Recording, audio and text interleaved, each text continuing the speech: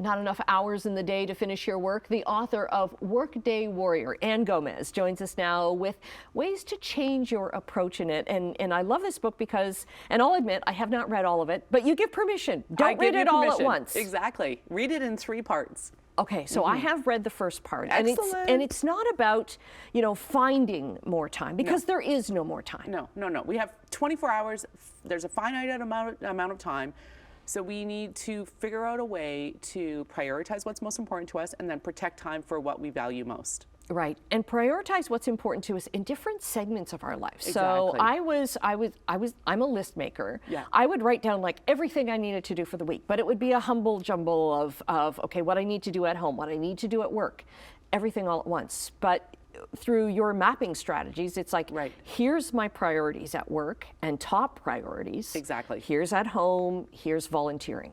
Yeah, and it's so good to be able to segment our lives. Like when you're in that work mode, you have your work hat on. When you're in volunteer mode, you have your volunteer hat on. And it is so much more helpful to think about your list in those different categories and to rank your list. And I talk about that in the book. And it's about, sometimes the hard work is the stuff that you just keep putting off because there's little things and, I'm going to do this. It's kind of on my list, but it's really, really low. And it's like, let that fall if it has to. Absolutely, we can let things fall. Like we don't have to do it all. That's what a big principle I talk about in the book is people are trying to do too much at once.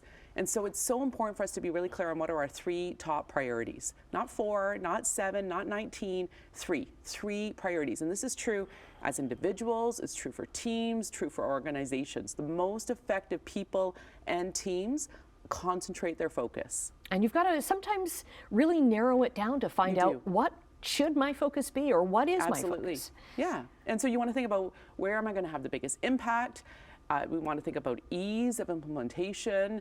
We want to think about what brings us joy, what our bigger purpose is. These are all questions to ask to find out what our 3 big priorities are. And you came to this book, so you run a company that is all about time management, and you kind of came about it honestly because you were a very busy person at work. Yeah, I'm patient number 1. Okay. Yeah, I was the stressed out, burned out, always working consultant. This was 2 decades ago. And I was making way too many personal sacrifices. And then it dawned on me that some of my colleagues with the same heavy volume of work were doing radical things like sleeping, exercising, having a social life. And I thought, I want some of that. So I started studying those people who really had figured out time management. And my mission in life is to bring those secrets to the rest of the busy world. And it's about like accepting help. Or asking for help. Yes. We don't want to overcomplicate things. I can be very good at overcomplicating things. Me too. But it's pretty easy to overcomplicate things. But it's so important for us to simplify. And for every task on our list to think, how can I scale back, streamline, seek help?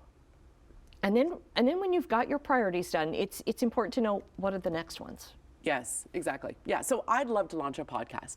That to me is really exciting, and I could dive into so many meetings and research and all sorts of brainstorming, but that right now is parked in future priority land. If I take that on, I'm spreading myself thin. So it's really important for me to be clear on what am I doing now versus later. Okay. So what are the other 2 parts of the book that I haven't read yet that we can kind of tease for readers here? Okay, so part 1 is be really clear on 3 priorities. Okay. Part 2 is to protect time, right? So it's pay yourself first. Oftentimes I find people jump right into meetings, and I'll say, if you can, block out an hour for your own focus work. That's golden. That hour can be golden. And then part 3 is to simplify. Streamline, scale back, seek help. Okay. What do you find was the biggest challenge for you to do to get that? Oh, right now, I still need to pause and encourage myself to simplify. I love to reinvent the wheel. I'm really good at overcomplicating things. Okay, I feel like, and you talk about too, have a buddy and an accountability buddy. Yes, I have an accountability buddy. So I'll run things by, it's my business partner, I'll run things by her, I'll say, what do you think of this? And then she'll give me great suggestions on how to streamline, how to simplify. So that's really helpful for all of us. Okay, to keep you on your toes then. Absolutely. Okay, so Workday Warrior, where can people get it? Anywhere books are sold. Okay, and it's got really great exercises in there too. And thank you for starting to change the way I work. My pleasure. All the best in it.